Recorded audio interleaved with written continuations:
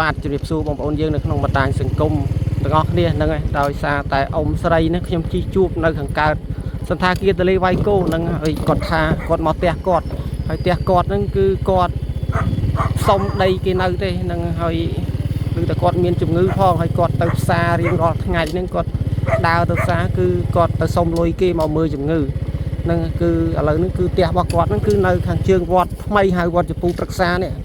វត្តជពូប្រឹក្សាហៅវត្តថ្មីដែលស្ថិតនៅក្នុងភូមិថ្មីស្កាត់សខក្រុងស្វាយរៀងខេត្តស្វាយរៀងហើយគាត់សុំដីគេនៅទេហើយខ្ញុំជិះជួបទៅខ្ញុំដប់គាត់មកតែហ្មងទៅហ្នឹងហើយបងប្អូនណាអាណិតអីស្រឡាញ់គាត់ឬក៏ចង់ជួយគាត់អាចមកជួយគាត់បាននេះហើយមើលផ្ទះរបស់គាត់ហើយមិនមែនផ្ទះទេគឺខ្ទមគាត់សុំដីគេនៅប្រក់តង់ប្រក់អីនៅទេមើលនេះហើយលឺតែឈឺផងនោះហើយលើមកវិសាវាលយន្តនឹងបានអីខ្លះទេឆ្នាំពេទ្យអីផងទៅនេះហើយលឺតែនៅតែម្នាក់ឯងទេបងប្អូនណាគាត់នៅតែម្នាក់ឯងទេមានកូនកំឡោះមួយហើយកូនកំឡោះនោះអាយុ30ឆ្នាំជាងហើយទៅបើកឡានឲ្យគេនៅណានោះរតនគិរីមណ្ឌលគិរីនោះតន់មានពុនមានអីទេហើយទៅបើកឡានឲ្យគេនឹងបានប្រាក់តិចតួចយកមកចាំម៉ែហ្នឹងហើយដោយសារតែគាត់មានតែ2នាក់ម្ដាយនឹងកូនហើយលើកូនទៅធ្វើការឲ្យគេបើកឡានហើយនៅមើលផ្ទះរបស់គាត់ហ្នឹងទីតាំងគឺនៅភូមិថ្មីសកាត់សខនេះអូយកន្លែងដេកកន្លែងពូនអ៊ំហើយឥឡូវមានកមានអីហូបទេអ៊ំហ្នឹងកចិត្តអស់ហើយហើយឯងនៅម្នាក់ឯងចឹងហើយឯងភ្លើងគេកាត់ផ្ដាច់យូរតាំងអ៊ំទៅដេកពេទ្យអូកាលពីមុនហ្នឹងមានភ្លើងដែរមានហើយដល់ហើយអស់ចិត្ត100000ហើយគេកាត់ផ្ដាច់ហ្នឹងយើងយូរគេចេះខែគេនេះទៅមួយឆ្នាំហើយនឹងភ្លៀងហ្នឹងភ្លៀងលិចនេះធ្លុះអស់ហើយเป็นស្អីអើយអ៊ំសម្លាញ់ខ្ញុំហើយអ៊ំធ្លាប់នេះទៅមួយដឹងស្រាប់ហើយឥឡូវនៅតែម្នាក់ឯងទេយប់ក៏លុបឈឺអីចឹងអ្នកណាតាមុនអូសអត់ទេយប់អូសរើសដល់ផ្សោតរើសពីផ្សោតឡប់មកវិញយប់មកដល់ងូតទឹកហើយវាឆក់មកចឹងបាទយកជោគអ៊ំឈ្មោះអីដែរអ៊ំសុំឈ្មោះមួយមើលហើយខ្មាស់គេក្មួយអត់អីទេតែអ៊ំប្រជជនមកនេះរាល់ថ្ងៃអ៊ំ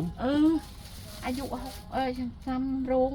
63 64ហើយតែអ៊ំដូចជាឥឡូវរាល់ថ្ងៃមានជំងឺប្រចាំកាយផងជំងឺលាកផ្លោកនោមធ្ងន់លាកផ្លោកនោមធ្ងន់ដេកពេទ្យឡើង2-3ដងហើយត្រូវថ្នាំនេះមកកំប៉ុងហ្នឹង8-100000ទិញឲ្យទៀត2000000គេឲ្យលេប4កំប៉ុងទៀតលទ្ធភាពតដំណើរហើយលេបទៅបានធូរបាទអ៊ំនេះគេឲ្យឆោបបាន2មិញនេះបាទអ៊ំខោអាវនោះសិតគេឲ្យ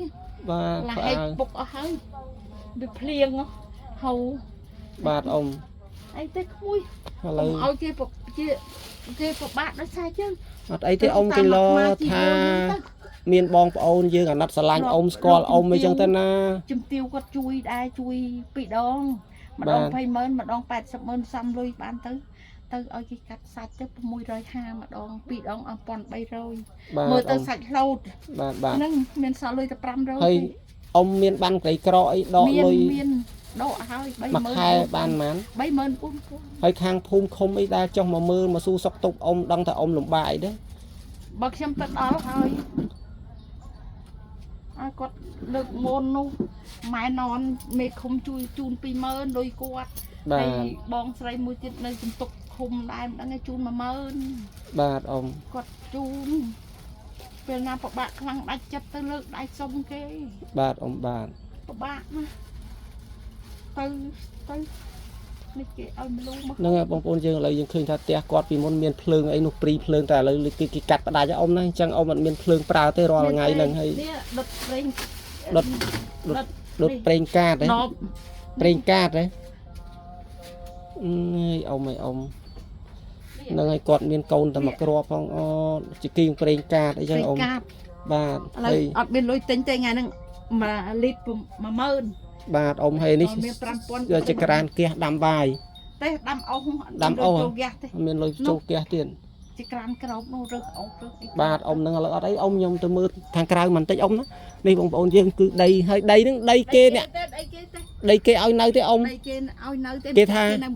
ចាស់គេនៅពេញចាស់នោះផ្សេងចាស់នេះផ្សេងចាស់នេះផ្សេងបាទអ៊ំហើយអញ្ចឹងបានន័យថាគេឲ្យនៅហ្នឹងគេឲ្យអ៊ំនៅដល់ពេលណាជីវិត វិញនេះជាក្រានអំបាយ អូជាក្រានដាំបាយនៅនេះក្របតង់ក្របអីខ្លាចភ្លៀងខ្លាចកអូ មកនេះឥឡូវភ្លុះនេះ បាទអ៊ំ គេក្របទៅខ្លាចភ្លៀងទឹកអស់ ហើយឥឡូវនឹងកូនអ៊ំទៅបើកឡាននៅណានៅមណ្ឌលគិរីរតនគិរីហ៎ ចា ហើយមួយខែគាត់ផ្ញើលុយឲ្យប្រហែលដើម្បីឲ្យអ៊ំមើលជំងឺ កាលទៅត្បូងហ្នឹងសុំគេហ្នឹង 2000 យកមើលម៉ែអស់ហើយធ្វើឲ្យគេមួយឆ្នាំពេញ ធ្វើឲ្យគេមួយឆ្នាំពេញបើកលុយមុន បើកលុយមុនគេឃើញខ្ញុំនោមឈាម បាទ គេណាត់ អញ្ចឹងមកនេះបើកប្រាក់ខែកូនមុនហ្នឹងឥឡូវរួចហើយបើកឡានឲ្យគេមួយឆ្នាំហ្នឹងរួចហើយបាន 2000 ហ្នឹង ចា ហើយឥឡូវគាត់ប្រុងបើកនៅនឹងទៀតដើម្បី អត់ទេនៅក្នុងដើម្បីធ្វើទៅ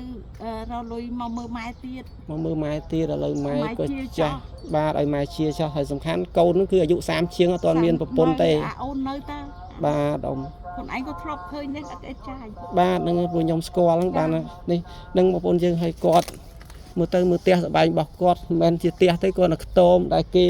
មានដីមានធ្លីឲ្យគាត់ស្នាក់នៅ អីចាយយើងទិញមកយើងធ្វើទៅហ្នឹង អេតចាយទិញពីអាកន្លែងគេរូបផ្ទះរូបសបែងរោងអីចឹងទៅ ទៅយកមកបាំងទៅវាយទៅ បាទអ៊ំហ្នឹងហើយអ៊ំហើយអ៊ំឃើញចឹងឥឡូវខ្ញុំនឹងខ្ញុំឡាយអ៊ំបន្តិចទៅហ្នឹងហើយមិនម៉ាគេលោមានសពរសជនអី គេខឹងបងប្អូនគេឃើញគេស្អប់ខ្ញុំទៀតក្មួយ អត់អីទេអ៊ំសំខាន់អ៊ំលំបាកអ៊ំវេទនា សុំគេនៅសាគេជួយច្រើនណាស់តែខ្ញុំព្យាបាលវាអត់គ្រាន់ បាទអ៊ំ ដល់ពេលហើយទៅខ្ញុំខ្លាចគេដៀលថ្មីខ្ញុំថែមទៀតណាលោកក្មួយអើយ ឥឡូវចេះក្មួយក៏ ចិត្តលំបាកចាស់ អ៊ំក្មួយក៏គ្មានអីដែរណាឃើញអ៊ំលំបាកវេទនាឥឡូវក្មួយជូនអ៊ំ 40000 រៀលទៅដើម្បីអ៊ំ អើយច្រើនណាស់លោកអើយ ទិញប្រេងទិញអីដុតចៀង ចាទុកក្មួយមិនជាជូនអ៊ំ បាទអត់អីទេអ៊ំ អ៊ំសុំបុំ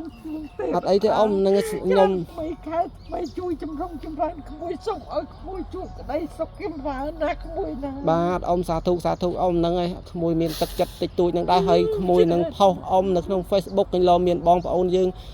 អាណិតស្រឡាញ់អ៊ំស្គាល់អ៊ំចឹងទៅអាចមានសទ្ធាអង្គឬក៏អាចមកជួយធ្វើជា